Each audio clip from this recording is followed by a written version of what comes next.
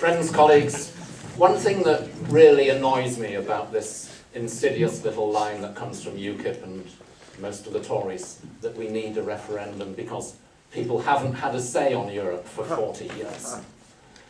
Why does that annoy me? For three reasons. First, it implies the only way to have a say on anything is to have a referendum on it.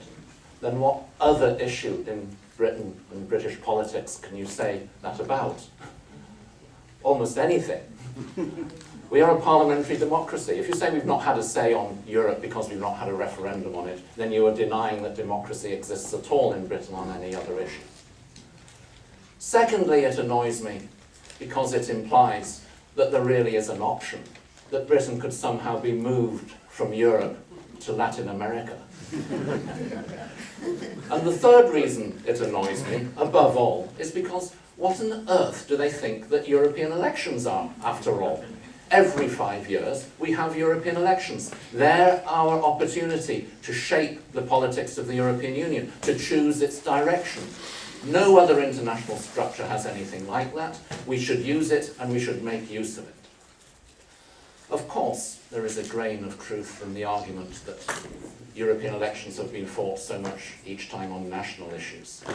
And that's why we need the Labour Movement for Europe, and all of us in this room, to make sure that it is the European dimension of the European elections that comes to the fore.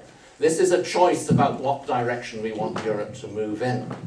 And when people say, but we don't like the European Union, we don't like what it does, therefore we should leave it. Frankly, that makes as much sense as saying you don't like what the British government's up to, therefore Yorkshire should leave the you should leave the United Kingdom. No, you fight to change the policy.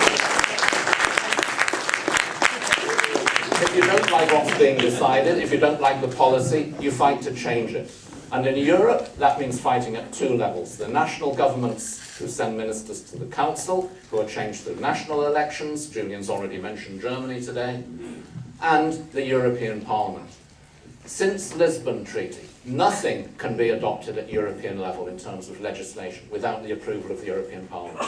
Nor the budget, nor the financial framework, nor international agreements entered into by the European Union. You cannot appoint a commission or the president of the commission without the approval of the European Parliament. So who controls the European Parliament does matter in a way like that it never mattered before.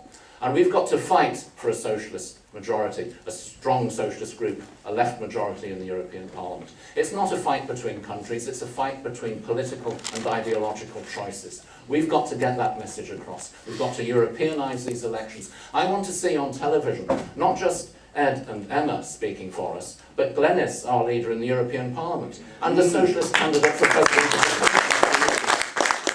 Because let's not forget, the political parties in Europe are going to, for the first time, nominate candidates for president of the Commission ahead of the European elections. There will be a jointly agreed socialist candidate. There will be candidates from other parties. That should also Europeanise these elections, show people that there is a real choice at stake.